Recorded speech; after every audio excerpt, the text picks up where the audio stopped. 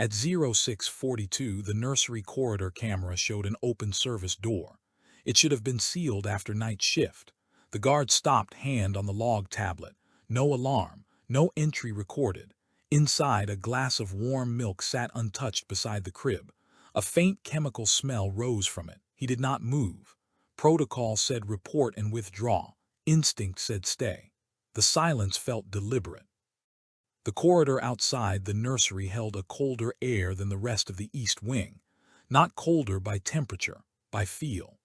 The guard noticed it as he stepped off the marble runner and onto the service tile. His boots made no sound. The overhead lights were set to night dim, a soft amber that flattened shadows instead of erasing them. The service door stood open by less than a hand's width. He stopped exactly where he was. Distance to door, 3 meters, no audible movement beyond it, no alarm tone. His eyes moved first to the hinge side, then the latch, no visible damage. The seal strip along the frame was intact, not torn, not bent, opened cleanly, intentionally. He brought up the log tablet without lowering his gaze.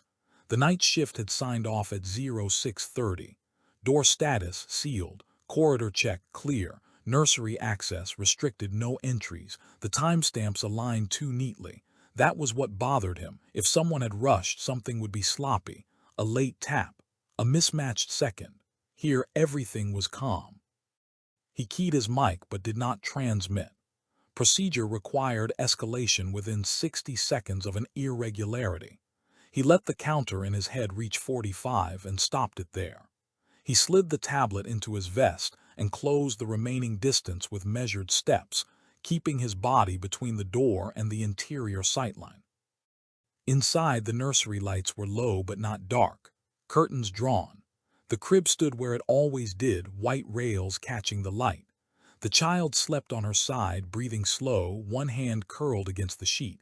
No distress sounds, no flushed skin, no sign of recent handling. On the side table sat the milk. He did not touch it. He did not lean in.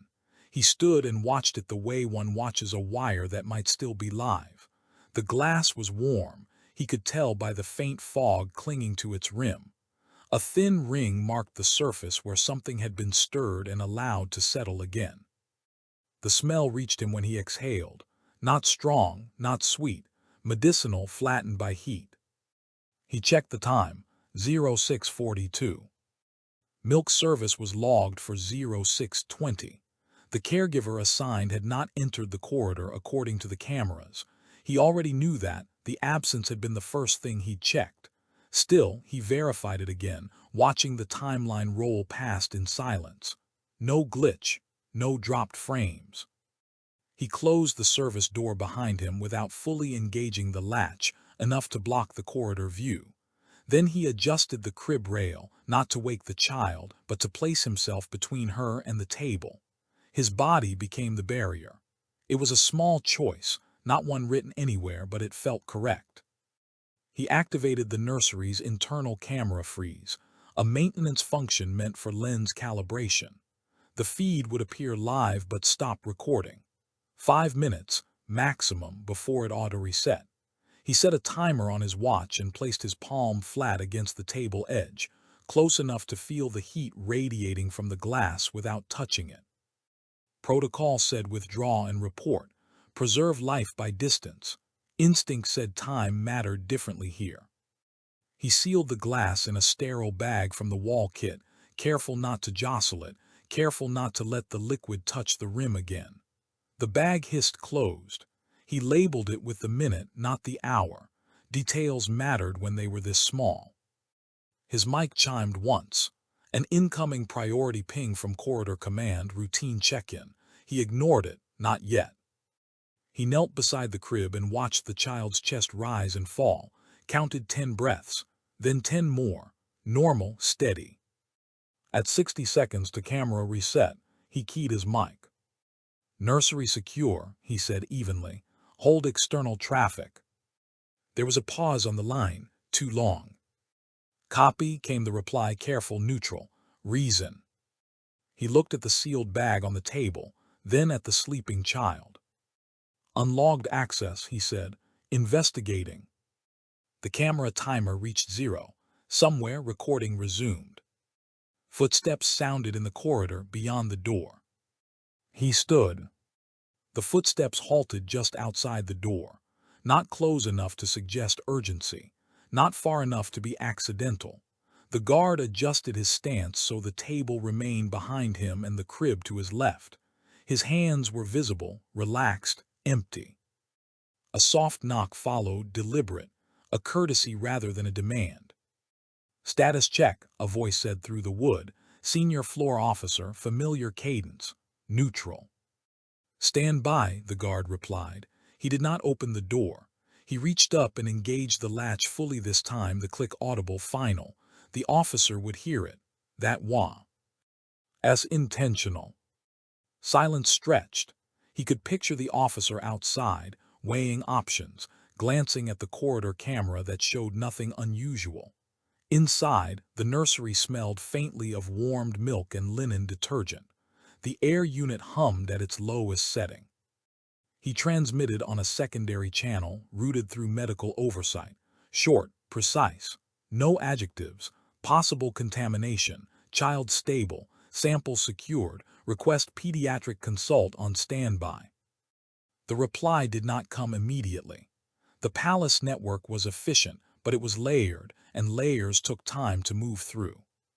The knock came again, firmer. "Door," the officer said. "Now." The guard crossed the room and opened it halfway, keeping his body square in the frame. The officer's eyes went past him, assessing angles, counting objects. He saw the bagged glass. He saw the guard's posture. He did not step forward. "Explain," the officer said. "Milk service logged without access," the guard replied. "Irregularity confirmed. Sample isolated. You should have called this in before sealing anything." "I did," the guard said, "within the window." The officer's jaw tightened. Not anger, calculation. "You froze the camera." "For 4 minutes," the guard said, "to prevent contamination of the scene." "That's not your call." "It is when a child is involved," the guard said, and left it there. Behind him the child stirred, a small shift of weight against the mattress. He turned slightly, enough to see her settle again. The officer noticed. His tone softened by a degree. "Medical." "Pending," the guard said. The officer exhaled through his nose. "Command will want eyes on this." "They can have them," the guard said, "from the threshold." The officer stepped back a pace. He raised his wrist and spoke quietly into his cuff. Names were exchanged, ranks acknowledged. The guard heard his own identifier repeated with a note of emphasis. The reply came through the guard's earpiece at the same time. Medical oversight clipped and calm. "Field test." "Not yet," the guard said. "Request authorization." A pause, then, "Authorized use kit, minimal volume." He moved without haste. The kit was where it should be. He withdrew a strip, dipped it carefully, watched the reagent bloom. The color change was subtle but unmistakable. He photographed it, time-stamped, and sealed the strip with the glass. The officer watched, expression unreadable. "What is it?" he asked. "Sedative class," the guard said, "consistent with sleeping pills." The corridor seemed to narrow. The officer glanced down the hall, then back. "That's an allegation." "It's a result," the guard said. The officer's cuff chimed. He listened, nodded once, and looked up. "Command is escalating. They're sending someone from above." "Copy," the guard said. "Until then," the officer added, lowering his voice, "you're on thin ice." The guard met his gaze. "I know." Another set of footsteps approached, heavier, more purposeful, different rhythm. Authority carried in the sound before the person arrived. The guard repositioned himself beside the crib again, blocking the table with his body. He adjusted his watch, noting the minute. Whatever came through, that door next would change the room. He waited. The room filled before it changed. 2 additional officers took positions outside the nursery without crossing the threshold. Their presence altered the acoustics. boots settling, fabric shifting, radios muted. The guard registered each sound without turning his head. He stayed where he was, close enough to the crib to hear the child's breathing over the air unit. The senior medical officer arrived without ceremony. No white coat, no insignia beyond a clipped badge. She paused at the door, took in the scene, and nodded once. The guard handed her the sealed bag and the test strip through a gloved exchange that avoided contact. She examined the strip under the nursery light, rotating it slightly, watching the color hold. Consistent, she said, not loud, not quiet. The word landed and stayed. Child, she asked. Stable, the guard said. No ingestion observed. She stepped inside then, careful with her footing, and knelt by the crib. She did not touch the child at first. She watched, counted, checked the skin tone, the rhythm of breath, the small movements of sleep. Only then did she place 2 fingers lightly at the wrist. Seconds passed. She withdrew her hand. No immediate effect, she said. We're within margin. The guard felt the tension shift, not release. A new weight replaced it, time. Clear the milk service staff list, the officer outside said quietly into his cuff. Lock entries from 05:30 onward. The guard's earpiece chimed again. Command this time. The voice was controlled, practiced. Confirm sample integrity. Sealed on site, the guard said. Labeled to the minute. Camera freeze. 4 minutes, he said. Reset confirmed. A pause. The guard pictured the pause traveling up the chain, gathering cont. XD shedding it, reappearing as instruction. Transfer custody of the sample, the voice said. Negative, the guard replied. He kept his tone even. Medical oversight present. Child remains in room. Sample stays. Silence. The medical officer glanced up at him, then back to the child. She did not intervene. That's a refusal, the voice said. It's a hold, the guard said, pending pediatric clearance. The guard adjusted the crib rail again, a small movement that placed his forearm between the child and the open space. The medical officer stood, stepping back to give him room. Outside, one of the officers shifted his weight. The sound was loud in the quiet. Who authorized the hold? The voice asked. I did, the guard said. Another pause, longer. When the voice returned, it carried a different edge, not anger but formality. Stand by. The medical officer leaned in slightly. You're right to keep her here, she said under her breath. Moving her now introduces variables. He nodded once. Minutes passed without anyone speaking. The guard watched the child's chest rise and fall. He noted the warmth of the room, the faint vibration through the floor as the palace woke beyond the wing. Somewhere, doors opened. Somewhere else, phones rang. A new presence arrived at the corridor's end. The footsteps were measured, confident. The officers outside straightened. The guard did not turn until the shadow reached the door. Open, a voice said, calm, familiar to everyone in the room. The guard opened the door fully this time. Prince William stood in the corridor, expression composed, eyes moving quickly, efficiently. He took in the bagged sample, the medical officer, the child. He did not step inside. What is this? He asked. The guard answered with facts only. Times, logs, results. He kept his voice steady and brief. Prince William listened without interruption. When the guard finished, there was a moment where no one spoke. Then the prince nodded once. Transfer the sample, he said, and stand down. The guard did not move. The room seemed to hold its breath. I can't, the guard said. He did not raise his voice. He did not add explanation.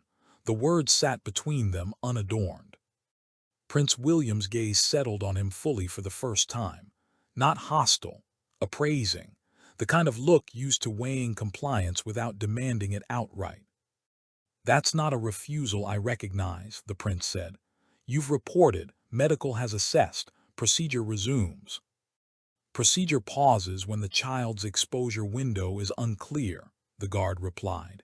He shifted half a step, subtle but unmistakable, recentering himself beside the crib. Pediatric clearance hasn't been given. The medical officer cleared her throat, quiet but deliberate. He's correct, she said. We've confirmed presence, not dose. Moving the sample before baseline observation complicates attribution. The prince's eyes flicked to her, then back to the guard. This is becoming larger than it needs to be. The guard said nothing. He kept his breathing steady, shoulders level. He felt the room tighten around the silence. Outside, radios crackled and were quickly muted. Prince William gestured once, a small motion of the hand. "Detain the sample," he said to the officer nearest the door, "and remove him from the room." The word remove landed with weight. The officer hesitated, just enough to be noticed. He looked at the guard, then at the medical officer, then back to the prince. "Sir," he said carefully, "child protection doctrine." "I'm aware of doctrine," the prince said. His tone remained calm. "I'm also aware of authority." The guard reached into his vest pocket and withdrew the tablet. He held it out, screen lit. "I've already released a preliminary report," he said. "Time-stamped. Medical oversight copied. External child safety liaison included." The prince's eyes narrowed by a fraction. "You escalated outside the household." "Yes, sir," the guard said, "as required when internal conflict of interest is possible." That did it. The prince's posture changed, not in anger but in decision. "You've exceeded your remit," he said. "By order of the household, you are under arrest for procedural breach and insubordination." The word arrest seemed to absorb the room's remaining air. One officer took a step forward, then stopped, waiting for confirmation that did not come immediately. The guard did not resist. He did not argue. He looked once at the medical officer. "Do not move her," he said quietly. "I won't," she replied. He extended his wrists. The cuffs closed with a soft mechanical sound. The officer avoided eye contact. Prince William turned away, already issuing instructions into his cuff. "Seal the corridor. Secure all logs. I want a full review before this reaches anyone else." The guard was guided toward the door. As he crossed the threshold, the child shifted in her sleep, a small sound escaping her lips. He paused instinctively. "Move," the officer murmured. "T." The guard took one last look at the crib. The rail was up. The medical officer stood between it and the table. The bagged sample remained on the surface, untouched. The door closed behind him. In the corridor, the air felt different, thinner, sharper. He was escorted past the camera that had shown nothing, past the service door that had been open. He noted the time again without meaning to. As they turned the corner, his tablet vibrated once inside his vest. A confirmation receipt. Oversight had the report. He allowed himself a single breath of relief, measured and quiet. Whatever happened next, the record existed. And the child was not alone. The holding room was not a cell. It had no bars, no restraints fixed to the walls. It was a converted interview space off the lower security corridor, windowless, temperature-controlled, designed for conversations that required discretion. The guard noted these details automatically as he was guided inside. Habit did not stop when authority closed a door. The cuffs were removed. That too was deliberate. "Sit," the officer said, not unkindly. The guard sat. The chair was metal, anchored, its surface cool through the fabric of his uniform. The room smelled faintly of disinfectant and recycled air. No clock. No camera visible, though he assumed at least one was hidden. The door closed.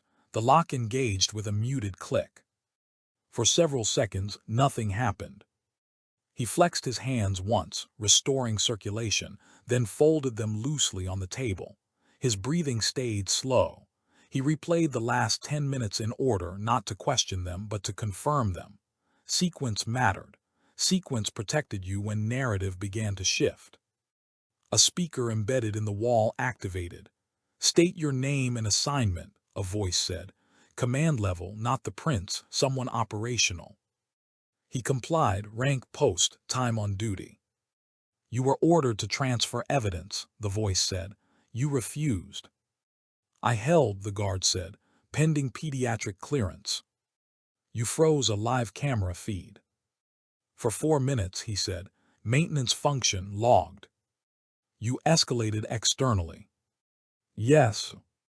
The silence that followed was heavier than before. He imagined a room elsewhere, screens showing logs, timestamps, camera angles. People leaning in, not out of urgency but caution. Why didn't you withdraw and report immediately? The voice asked. Because the child was present, the guard said, and the source was unknown. That's not the full answer. The guard paused. He chose his words carefully. Because whoever placed it expected compliance with routine. Withdrawal would have left the room unobserved. Another pause. You're suggesting intent. I'm stating risk, he said. The speaker clicked off. The room returned to its hum. Minutes passed. He did not know how many. Without a clock, time stretched and compressed unpredictably. He focused on small things, the vibration of air through the vents, the faint echo of footsteps beyond the wall. Somewhere above, the palace continued its morning rhythm. The door opened. A different officer entered carrying a tablet, younger, nervous energy contained under professionalism. Medical has issued provisional clearance, the officer said. No symptoms observed. The guard nodded once. Good. The sample has been transferred to internal lab, the officer continued. Chain of custody flagged due to your report. Good, the guard said again. The officer hesitated, then slid the tablet across the table. Oversight acknowledged receipt, he said quietly. They've requested a call. The guard looked at the tablet.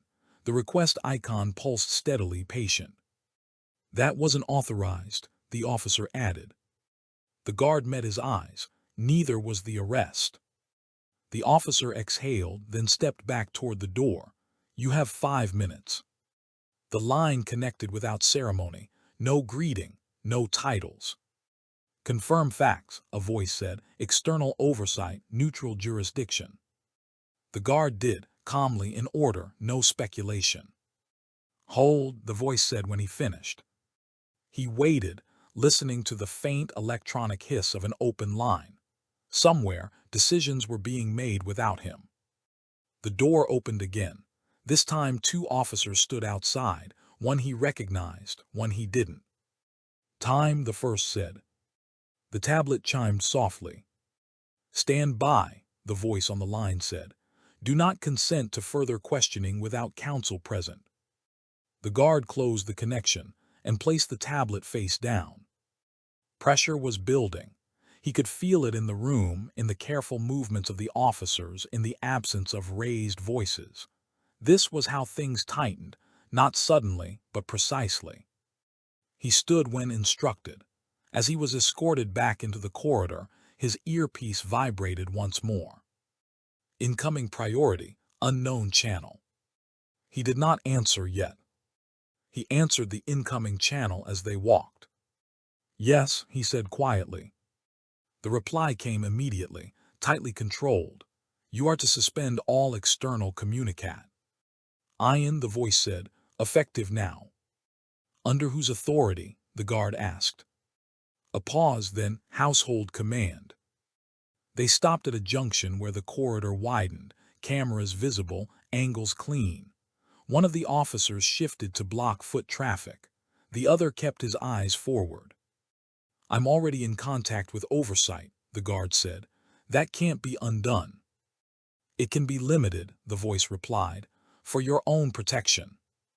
The guard said nothing. He did not need to argue the phrasing. He understood it well enough. They resumed walking. The palace was louder here, doors opening, staff moving with purpose, the low murmur of morning coordination. No one looked at him twice. The escort was discreet by design. They entered a second room, larger than the first, with a table set for 3. A recorder sat in the center, inactive. The guard remained standing until instructed otherwise. "Sit," the senior officer said. He did. "This is an internal clarification," the officer continued, "not an interrogation." The guard inclined his head slightly. He had heard that sentence before. "You understand the position you've placed us in," the officer said. "An external report involving a minor tied to the household triggers mandatory review." "Yes," the guard said. "And you chose that outcome." "I chose the child," he said. The officer studied him for a moment. "Do you believe someone inside the household intended harm?" "I believe someone bypassed safeguards," the guard replied. "Intentionally." "That's a serious implication." "It's a factual one," he said. "The door was opened cleanly. The log was falsified. The substance was prepared." The recorder was activated. A small red light appeared. "State that again," the officer said.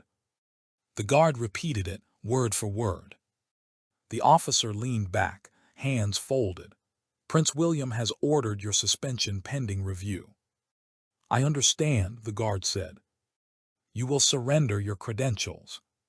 "Yes." "You will not return to duty until cleared." "Yes."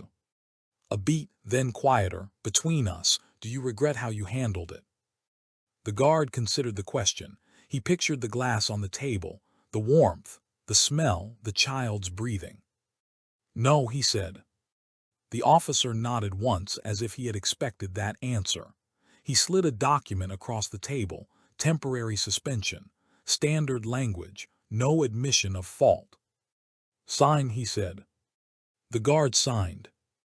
As he stood, the officer added, "Oversight is requesting access to the internal lab results. That request has been delayed." The guard met his gaze. "For how long?" "Long enough to matter," the officer said. They escorted him to a locker room near the lower exit. He removed his vest, his badge, his sidearm. Each item was catalogued. Each sound echoed slightly in the tiled space. When he was finished, he stood in plain uniform, lighter and heavier at the same time. At the exit, the officer paused. "If this goes the way it's heading," he said, "you won't be thanked." "I'm not here for that," the guard replied. Outside, the air was colder than inside the palace, sharper, real. He stood still for a moment, letting it settle. His phone vibrated, a single message routed through oversight. "Lab delay noted. Independent analysis initiated. Child under observation." He closed his eyes briefly, then opened them. The first call had been made. Now the response was coming. The car waited at the curb longer than necessary. Engine running. Windows tinted. The driver did not look back when the guard approached. He opened the rear door and sat, placing his hands on his knees, posture unchanged despite the absence of cuffs. They pulled away from the palace without sirens, without urgency. Morning traffic folded around them. From the back seat, the guard watched the gates recede in the side mirror, the stone facade returning to its composed stillness. From the outside, nothing appeared disturbed. Inside, his phone vibrated once more. No message, just a network handshake confirming he was still reachable. The car stopped at an administrative building several blocks away. Not government, not private. One of the in-between places designed to feel neutral. The guard was escorted inside, through a lobby that smelled of polished wood and coffee, into a conference room with a long table and a single chair set at one end. Prince William entered a minute later, alone. No aides, no security detail visible. The door closed behind him with a soft, deliberate sound. "Sit," the prince said. The guard sat. The prince remained standing for a moment, hands resting on the back of a chair, eyes scanning the room as if aligning it to his expectations. When he spoke again, his tone was even. "This has already moved further than it should have." The guard said nothing. You escalated externally without exhausting internal channels, the prince continued. You froze cameras. You refused a direct order. You triggered a child protection review tied to my household. Yes, the Gua. RD said. He did not soften the word. The prince pulled out a tablet and set it on the table between them. Logs filled the screen, highlighted entries, timestamps boxed in red. You're aware of what these imply, the prince said. I'm aware of what they show, the guard replied. The prince's eyes lifted. They show deviation. They show sequence, the guard said, and intent. The prince took a seat opposite him. You are not in a position to infer intent. I'm in a position to prevent harm, the guard said. Silence settled, not hostile, dense. The substance has been identified, the prince said. Low dosage, non-lethal, possibly administrative. The guard's jaw tightened slightly. He did not speak. You don't know what was intended, the prince added. No, the guard said. I know what was possible. The prince leaned back. You forced my hand. Oversight is involved. That invites speculation. Speculation damages institutions. The guard met his gaze. Institutions recover, children don't. The prince's expression changed then, not sharply, but enough to register. He folded his hands. You believe this makes you immune to consequence? No, the guard said. I believe it makes consequence acceptable. Another pause. An arrest order has been filed, the prince said. Procedural breach. Insubordination. You'll be processed formally unless this is resolved. Resolved how? The guard asked. By recharacterizing your actions, the prince said. By containing the narrative. By allowing internal review to conclude without external pressure. The guard understood the offer. It was not explicit. It did not need to be. I won't retract the report, he said. You won't have to, the prince replied. It can be superseded. The guard shook his head once. That creates gaps. The prince stood. Gaps can be managed. Not when someone is looking for them, the guard said. The prince studied him for a long moment. You're very sure of yourself. No, the guard said. I'm very clear. The prince turned toward the door. Then we proceed, he said, formally. The door opened. 2 officers waited outside. Escort him, the prince said. Process the arrest. The guard stood. He adjusted his jacket, a reflex more than a choice. As he passed the prince, he spoke once more. She's still under observation, he said. That matters. The prince did not answer. The door closed behind them. The machinery of authority was moving now, quietly, efficiently, with no room left to step aside. Processing did not look like punishment. That was the point. The corridor they used was carpeted, walls paneled, sound absorbed before it could echo. The guard was guided past offices where staff worked with heads down, screens glowing, the machinery of normality uninterrupted. No one stared. No one asked questions. Authority preferred quiet transitions. The processing room held a single desk, a terminal, and a wall-mounted camera that was clearly visible. Transparency performed. The officer behind the desk followed the checklist without variation. Name. The guard answered. Assignment. He answered again. Reason for detention. Procedural breach, the officer said, reading from the screen. Insubordination. The guard did not correct him. His belongings were logged, phone, keys, watch, each placed into a numbered tray. The officer paused at the watch, then continued. No comment. Sign here, the officer said, sliding the tablet forward. The guard read the text carefully. Temporary detention pending review. No admission. No statement required, he signed. Sit, the officer said. The bench along the wall was padded, bolted down. The guard sat, hands resting on his thighs, eyes forward. The door closed, the lock engaged. Time resumed its strange behavior. From the bench he could hear muted activity beyond the wall, voices softened by insulation, the hum of air circulation. Somewhere a printer whirred. Somewhere else a door opened and closed. The palace distant but present. His phone vibrated in the tray across the room, once, then again. The officer glanced at it, then at the guard. "Oversight keeps trying," he said quietly. The guard met his eyes. "They will." The officer hesitated, then slid the tray closer without unlocking it. "I can't let you answer," he said, "but I can log that they called." "Thank you," the guard said. Minutes later, another officer entered, this one older, posture looser but eyes sharp. He did not sit. "The arrest order is being finalized," he said. "Transfer to a holding facility is scheduled."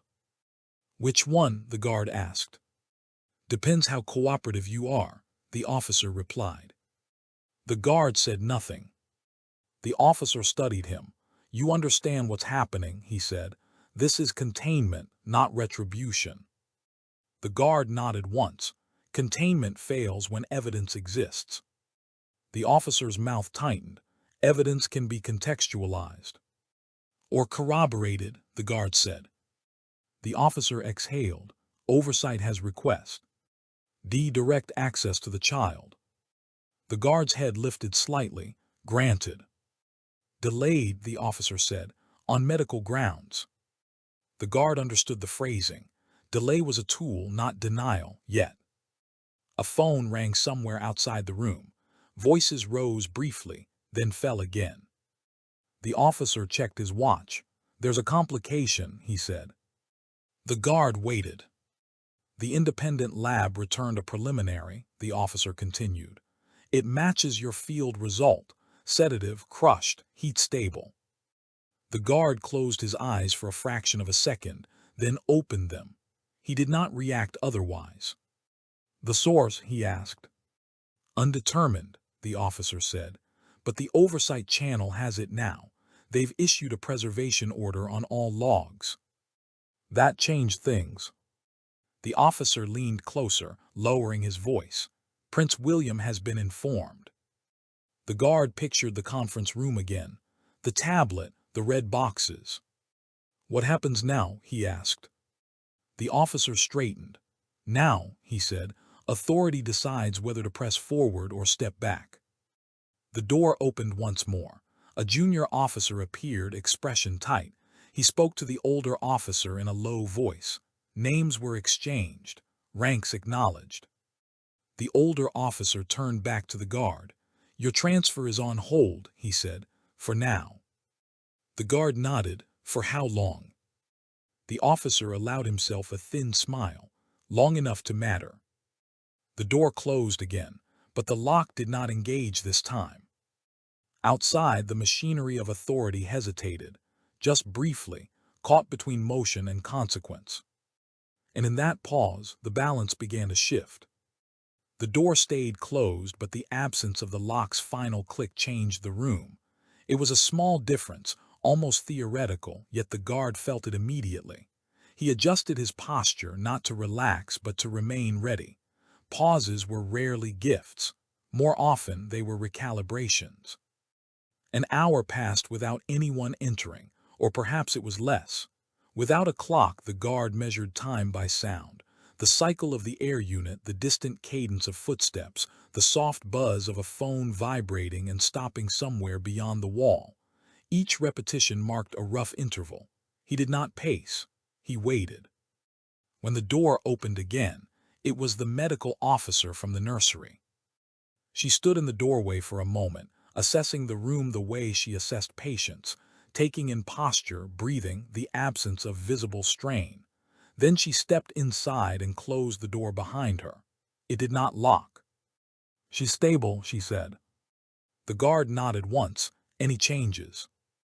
"None," she replied, "but observation continues." Oversight insisted.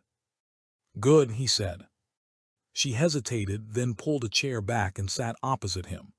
"They're pressuring pediatrics," she said quietly, "not to alter findings, to contextualize them." The guard folded his hands. Context follows facts, he said. She gave a thin smile. That's not how it usually works. I know, he replied.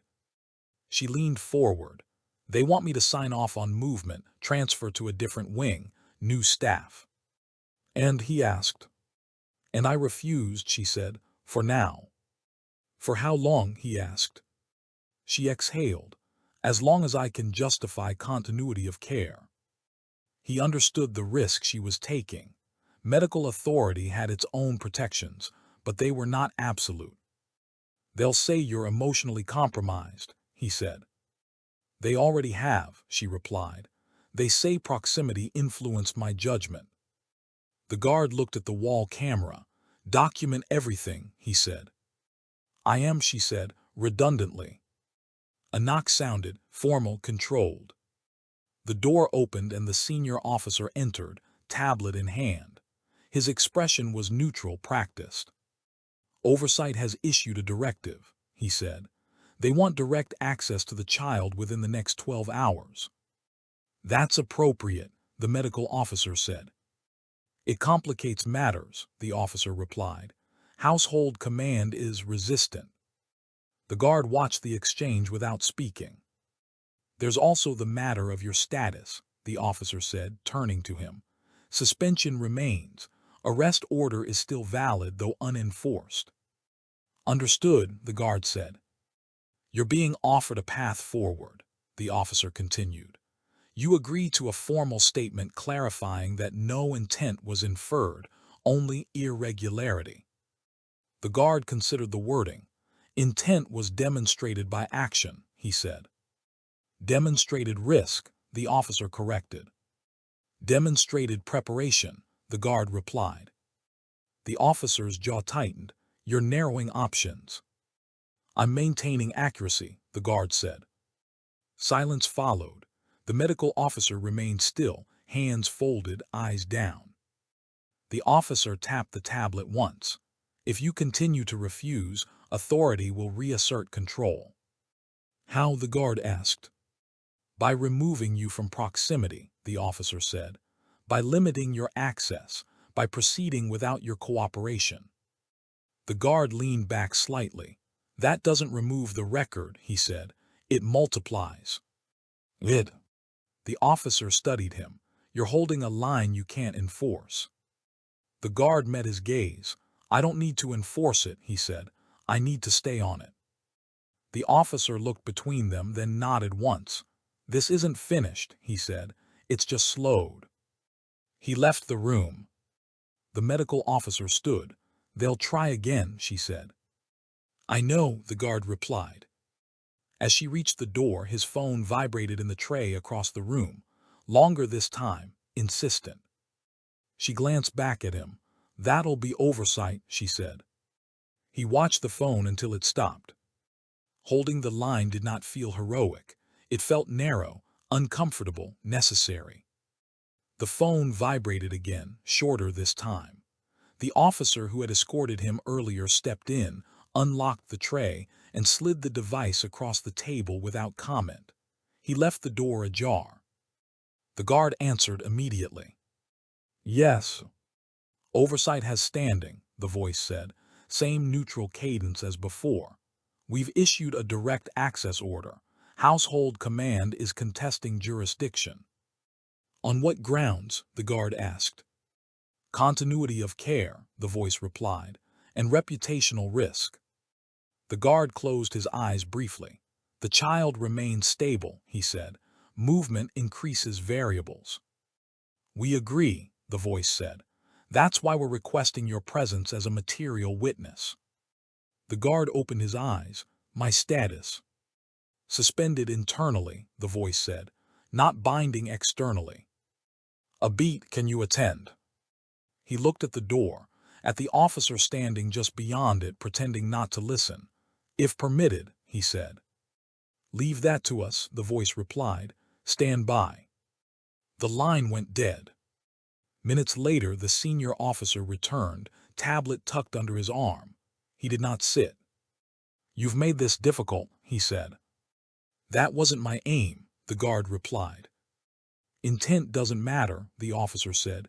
Effect does. The guard nodded once. Then consider the effect of preventing access. The officer exhaled slowly. Oversight is pushing for you to be present during their review. And the guard asked. And household command objects, the officer said. They view your involvement as contaminating. Facts aren't contagious, the guard said. The officer allowed a faint, humorless smile. In this building they are. The medical officer reappeared in the doorway, expression set. They're attempting to move her, she said. Not yet, but preparations have started. The guard stood. On whose authorization?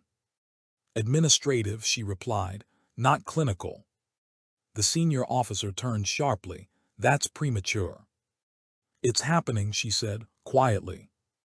The guard felt the line tighten. This was the moment where holding meant acting without moving. Document every step, he said to the medical officer. Timestamp requests, names. I am, she said. The officer raised a hand. No one is moving a child without sign-off. Then stop the prep, the guard said. I don't have that authority, the officer replied. Then escalate, the guard said. Now. The officer hesitated, long enough to be telling. Then he keyed his cuff and spoke in low tones. The guard watched his face change as instructions were received, weighed, and partially rejected. Temporary halt, the officer said finally, pending oversight arrival. The guard released a breath. He hadn't realized he was holding. How long? The medical officer asked. 2 hours, the officer said, maybe less. 2 hours was an opening, not a solution. The guard's phone vibrated again. A message this time brief. Oversight team en route. ETA 90 minutes. Preserve status quo. He showed the screen to the officer. The officer read it and nodded once. Then we wait, he said. Waiting did not mean stillness. The guard stood by the wall camera, watching reflections in its dark lens. He replayed the nursery in his head, the open door, the warmth of the glass, the smell that did not belong. He checked his hands for steadiness. They were. An announcement sounded faintly through the building system. Routine, unrelated, the world continuing its schedule. The medical officer checked her watch. I'll go back, she said. Make sure nothing changes. Stay visible, the guard said. She nodded and left. The senior officer lingered. You've put us all in a position, he said. The guard met his eyes.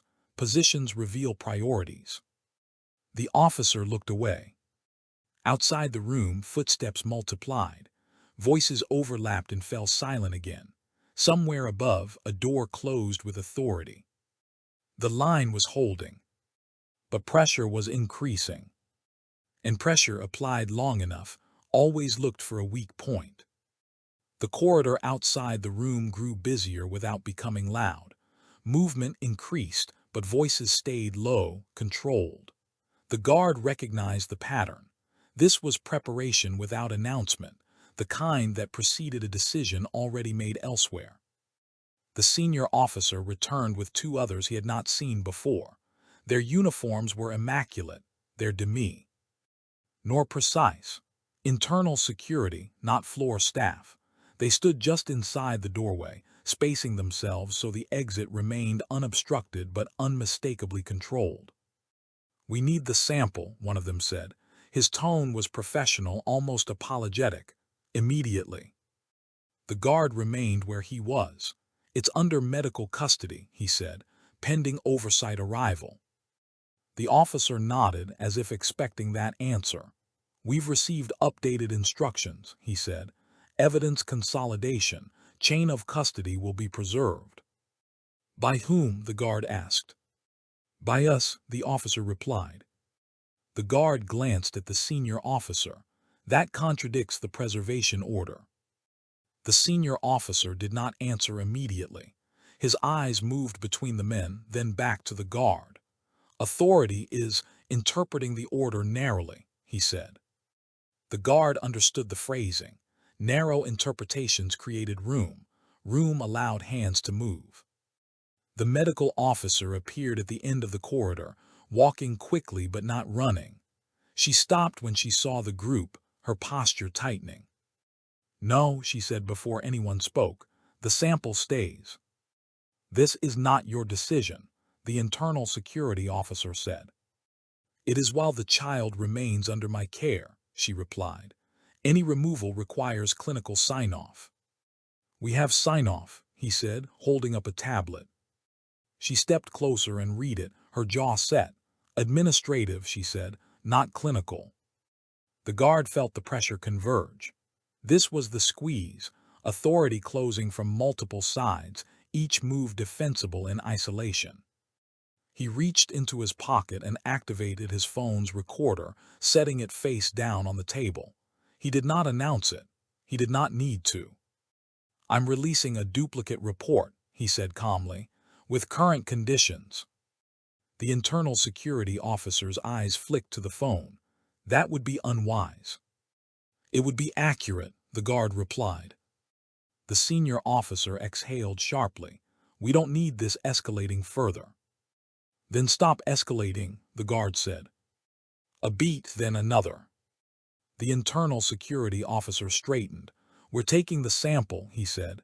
"Now." The medical officer stepped in front of the doorway. She did not raise her hands. She simply stood where moving past her would require a choice. "Over my objection," she said, "which will be documented." The guard watched the faces in front of him. He saw calculation, not malice. Systems protecting themselves, not people choosing harm. He tapped his phone once, sending the duplicate report, time-stamped, location-tagged, noting attempted seizure prior to oversight arrival. The confirmation tone was soft but unmistakable. The internal security officer's expression changed. "You've complicated this," he said. "No," the guard replied. "I've clarified it." A voice echoed down the corridor then, unfamiliar, carrying authority without volume. "Step back." Everyone turned. Two individuals approached, badges visible but not ostentatious. Oversight. They moved without haste, their presence altering the corridor's geometry.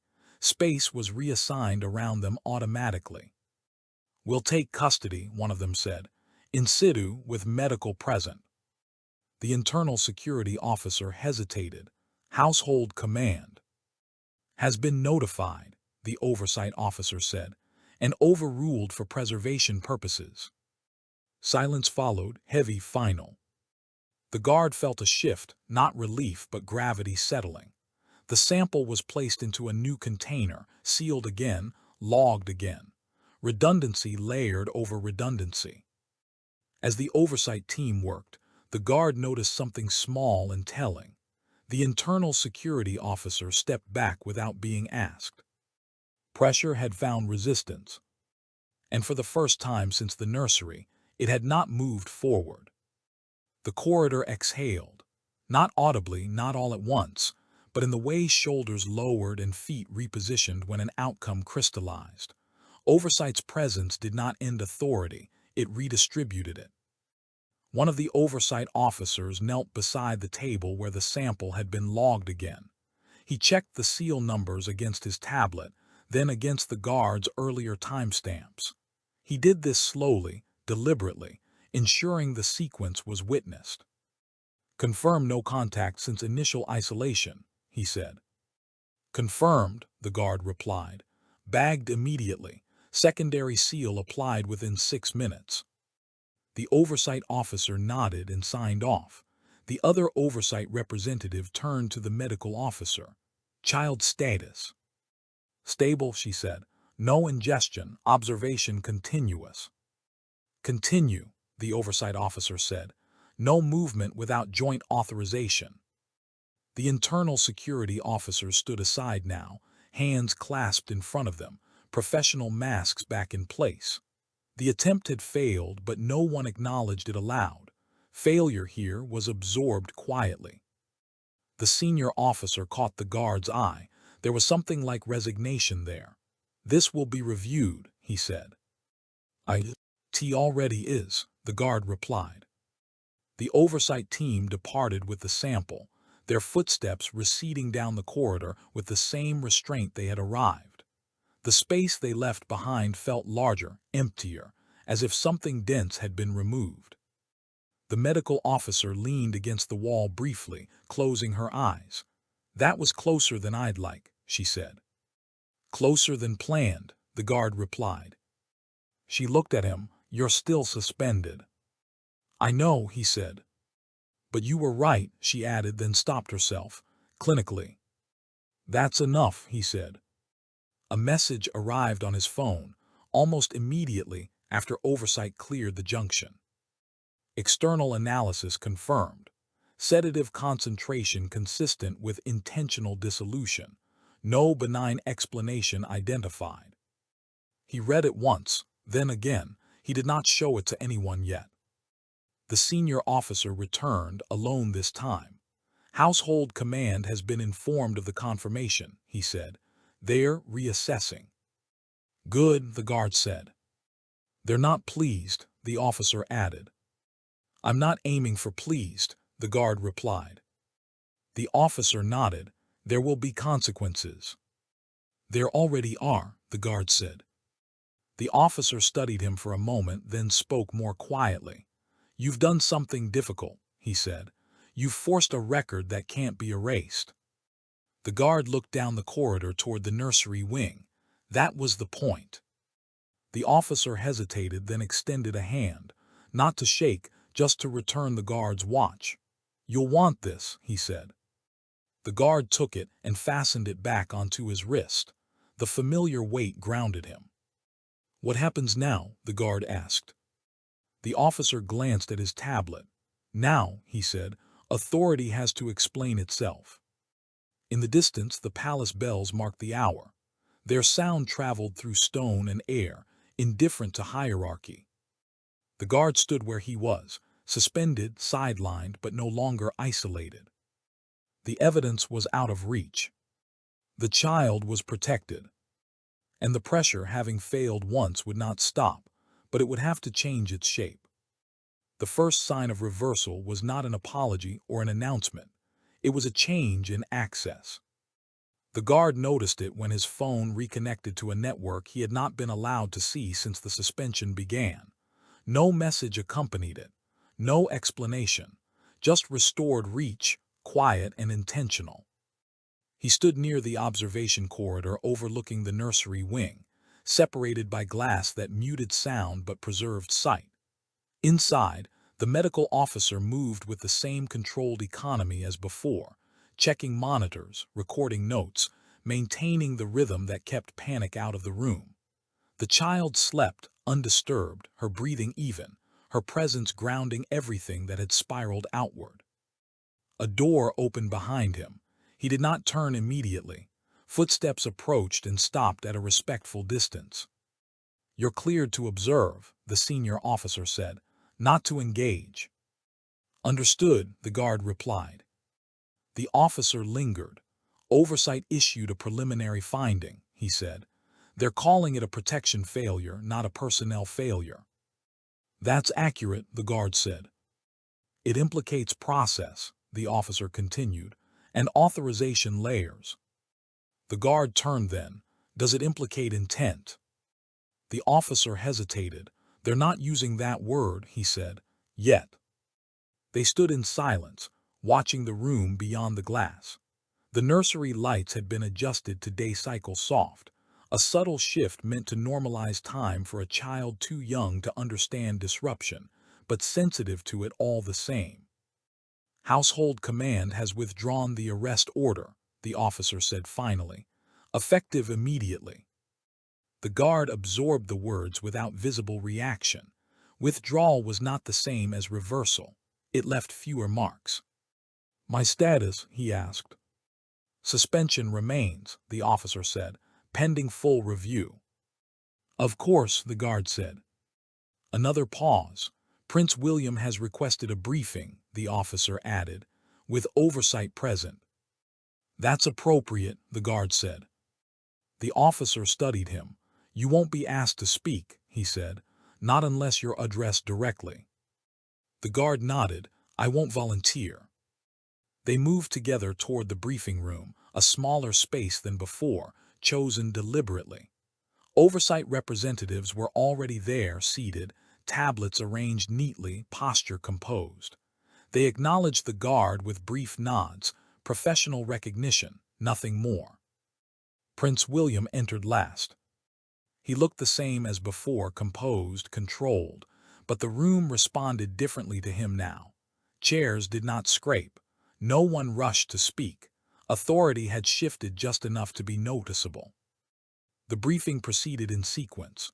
Oversight spoke first. Facts were restated, timelines aligned, external analysis summarized. No speculation, no attribution of motive. The guard listened, standing near the wall, hands folded behind his back. When it ended, Prince William remained seated. "This has become public within oversight circles," he said. "That was not my intention. It is the outcome of the reporting framework," one oversight representative replied, "which functioned as designed." Prince William's gaze flicked briefly to the guard, then away. "And the child?" "Protected," the medical officer said, "without incident." The words settled into the room. Prince William stood. "Then the priority is containment," he said, "of damage." "Of recurrence," oversight corrected. Another pause. He nodded once, acknowledging the correction without conceding it. As the room began to clear, Prince William stopped near the guard. He did not raise his voice. He did not lower it either. "You forced a process," he said, "at cost." "Yes, sir," the guard replied. The prince held his gaze for a moment longer, then stepped past him and left the room. The guard remained where he was. Outside, the palace continued its routines.